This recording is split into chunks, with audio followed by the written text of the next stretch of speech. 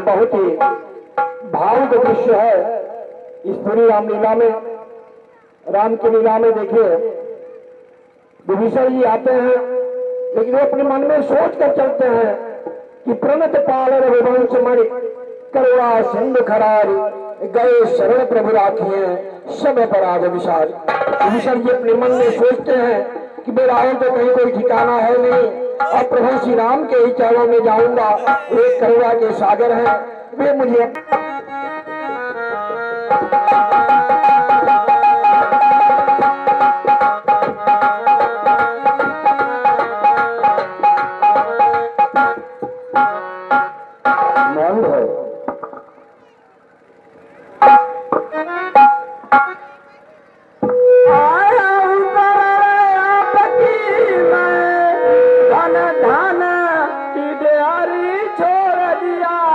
भाई का कर्म देख करके भाई से नाता तोड़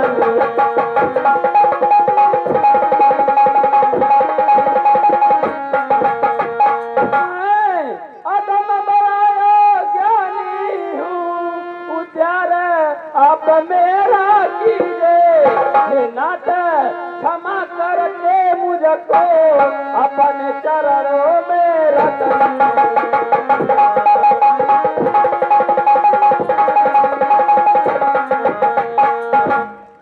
हे भगवान, मैं महाराज रावण का छोटा भाई विभीषण हूँ। महाराज रावण ने मुझे लंका से निकाल दिया है। मैंने सिर्फ उन पर इस जोर दिया था कि वो देवी सीता को सम्मान पूर्वक आपके पास भेज दे, लेकिन वो किसी प्रकार नहीं माने। इसलिए भाई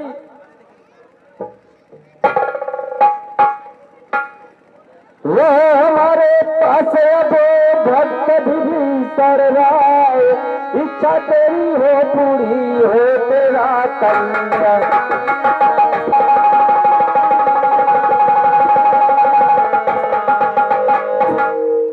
हे भक्त विभीषण, आप जिस इच्छा से मेरे पास आए हैं आपकी हर इच्छा पूरी होगी। आप अपने भाई रावण के आतंक और अत्याचार पे विवश होकर मेरे पास आए हैं, इसलिए हे भक्त विभीषण, मैं आपके भाई रावण का जल्द ही विनाश करूंगा, उसके साथ साथ ही लंका का भी विनाश करूंगा।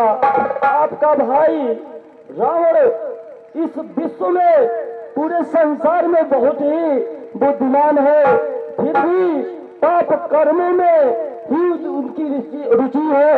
इसलिए हे भक्त विभीषण, मैं आपके भाई रावण का आतंक कई अनंत काल के लिए मिटा दूंगा। कृपा नाथ मुझे पर भारी दुख मन का भाई कहलाता, लेकिन लिया तरण फिर भी ओ धन्यवाद आपस दाता।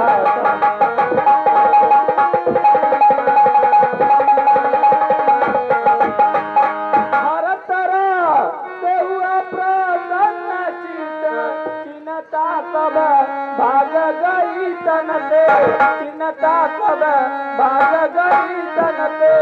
हरि नाम जपू आनंद करूं, सेवा करूं मैं कर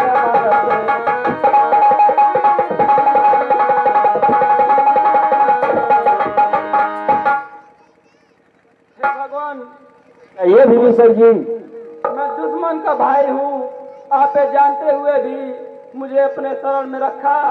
मेरा हृदय तृप्त हो गया भगवान, अब मैं आपसे विदा लेता हूं।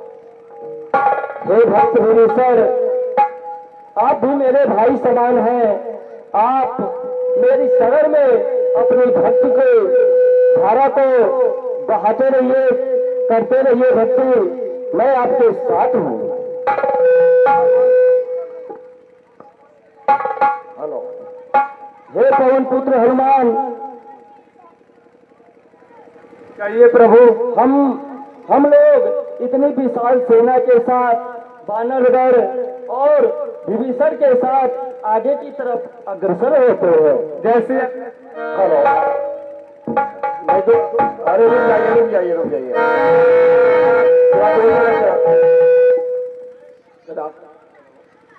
जरा दोनों शांति बनाए रखें और हम लीला का आनंद लें।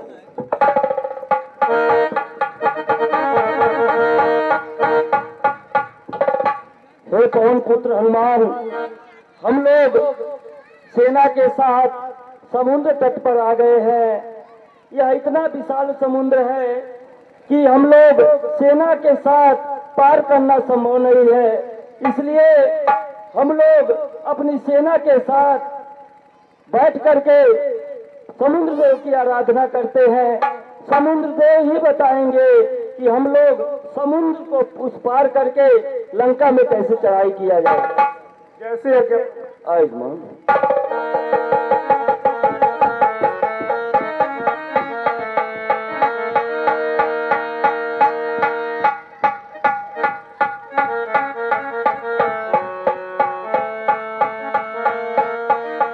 हे समुद्र देव, यह राम आपसे प्रार्थना करते हैं कि आप प्रकट हो।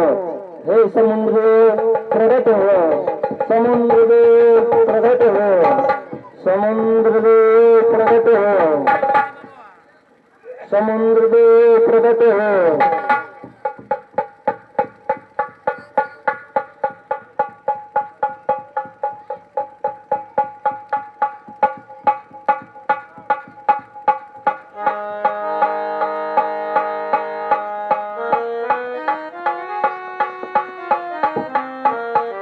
कहते हैं दुनिया वाले सीधे का नहीं जवाना है, ये दिए हुए बैठे बैठे वारी भी वारी जवाना है। मैं कहता हूँ ना तो सुनो, मैं धनुष से बाहर चढ़ाता हूँ, कितनी शक्ति है वायु में, पानी को भी सुखाता हूँ।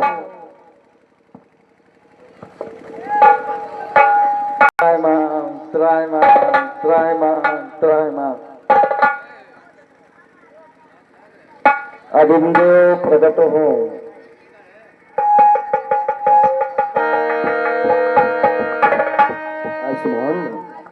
हे नाथ कृपा कर बतलाओ, तुम दया सिंधु कहलाते हो। सेवा में मैं तैयार खड़ा, जो मुझको नाथ सुखाते हो।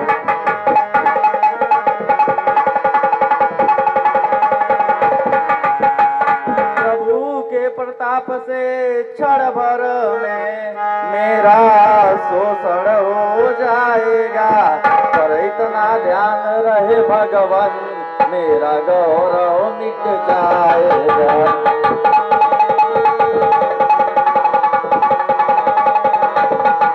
क्या नहीं कर्म किया मैंने, जो युग युग मुझको याद करे। हो जाए विजय उस लंका पे, मेरी भी यही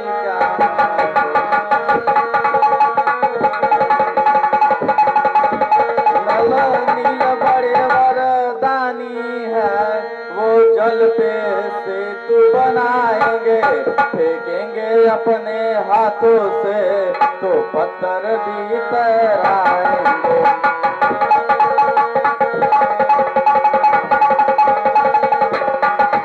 फिर मदद करेगा सागर भी, अपने मन में अपनाना है। हो जाए विजय लंका पे, मेरी भी यही कामना।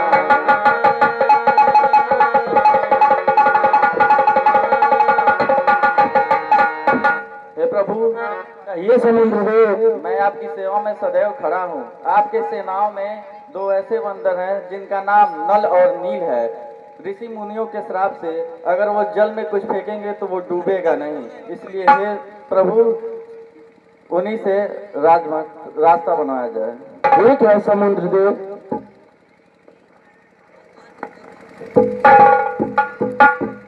मैं कहता हूँ बानर गरे, अब यही मुहूर्त का अवसर है, अब यही मुहूर्त का अवसर है। नल नील से तू आरंभ करे, अति शीघ्र कार्य ही अच्छा।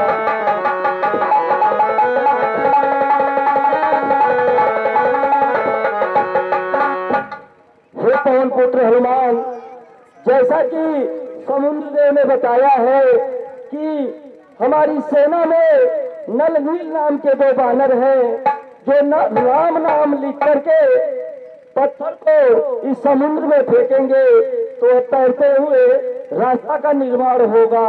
इसलिए हे पवन पुत्र हनुमान, आप अंगद और सुग्रीव मिलकर के इन सभी वानरों सेना को लेकर के इस समुद्र में रास्ता का निर्माण करें। कैसे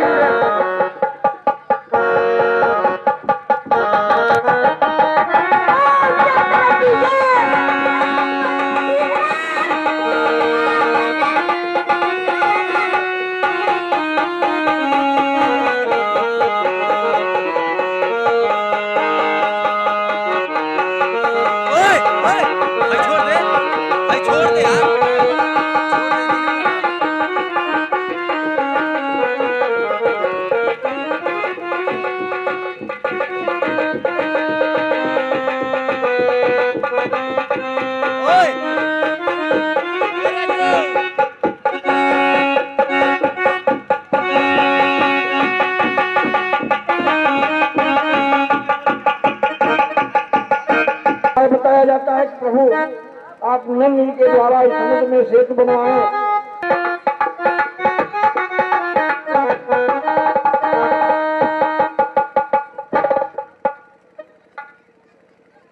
हे पवन पुत्र हनुमान, हम लोग समुद्र के उस पार आ गए हैं और इतनी बड़ी सेना के साथ हम लोग समुद्र के उस पार आ गए हैं।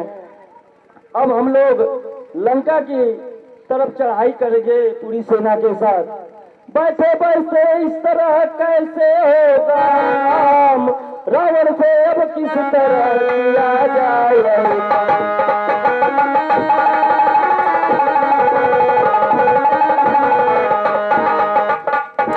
हे सेनाओं में श्रेष्ठ जामवंत जी, अब हम लोग लंका के समीप आ गए हैं। लंका बहुत ही बड़ी नगरी है। अब आप ही बताएंगे हम लोग लंका में लड़ाई के लिए क्या उपाय करें। मैं कहता हूँ हे नाथ सुनिए, सेवक एक विनय सुनाता है, सेवक एक विनय सुनाता है। तरकीब समझ मेरे आया, सब कार्य सरल बन जाता है।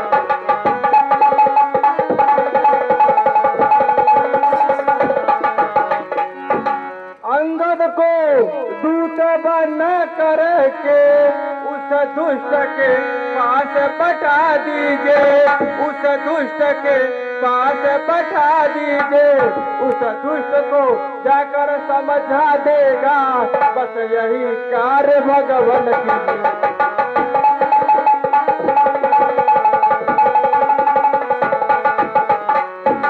यह जाकर समझा देगा, वह सिया माता को दे जावे, वरना शीघ्र लड़ने के लिए वह दुष्ट तैयार हो।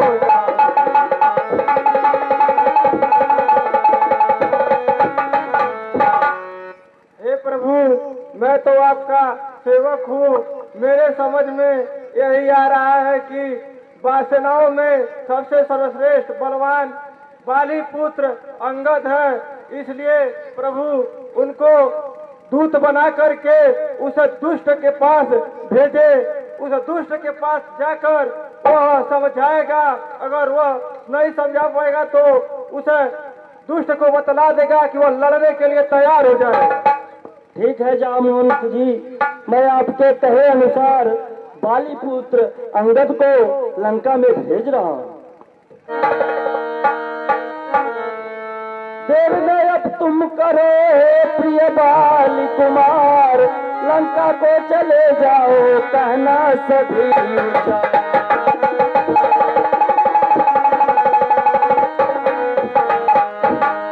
या तो सीता को लेकर निज साथ यहाँ पर दे जावे, निज साथ यहाँ पर दे जावे, वरना लड़ने के लिए सब राक्षस को साथ में ले आए।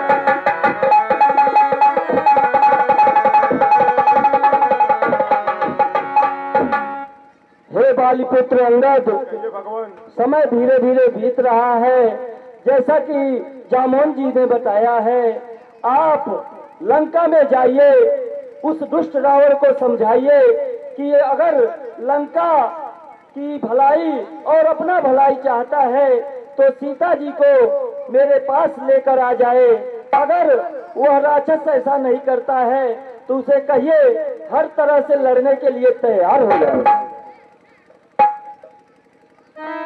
मैं कहता हूँ कृपानाथ, हर तरह से उसे समझाऊंगा, जैसे भी होगा कृपानाथ सब अपना काम बढ़ाऊंगा।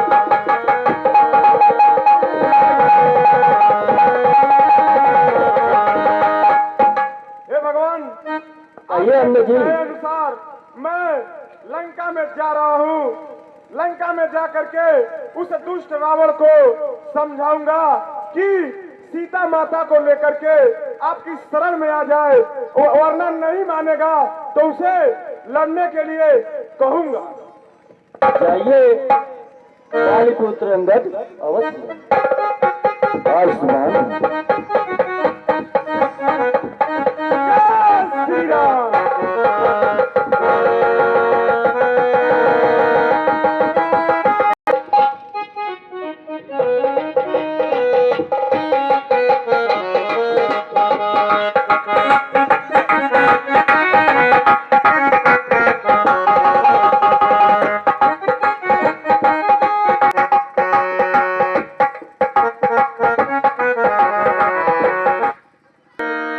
श्री रोहित चौधरी भगवान के चरणों में 1000 किए हैं। हमारी अमृता समित के तरफ से लाख धन्यवाद।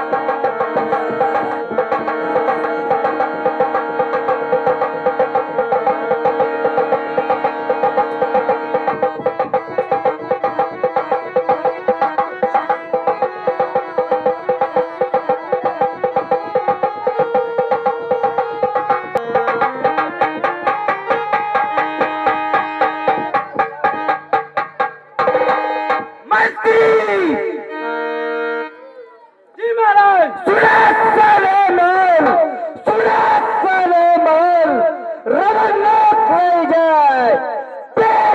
किसी मुजरे वाली को मुजरा सुना जाए। ठीक है महाराज।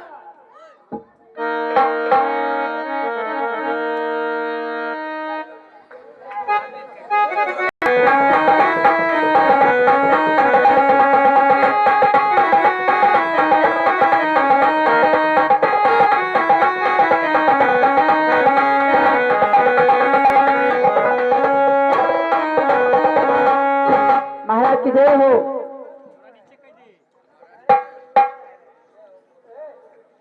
हेलो हेलो, मुजरे वाली कुछ ऐसा नृत्य करो कि हमारा दरबार खुशी से झूम जाए और मुजरा के साथ साथ मदिरा की भी व्यवस्था किया जाए। जैसे आज्ञा महाराज। तो पिराना फर्ज था कुछ भी दिया दिया होता, तो पिराना फर्ज था कुछ भी पिला दिया होता। अगर शराब कम थी थोड़ा दिया होता, तो शराब पीने से पहले जाती घोड़े में डाल के। तो शराब पीने से पहले बोतल को हिलाई जाती है, प्यार करने से पहले निगाहें मिला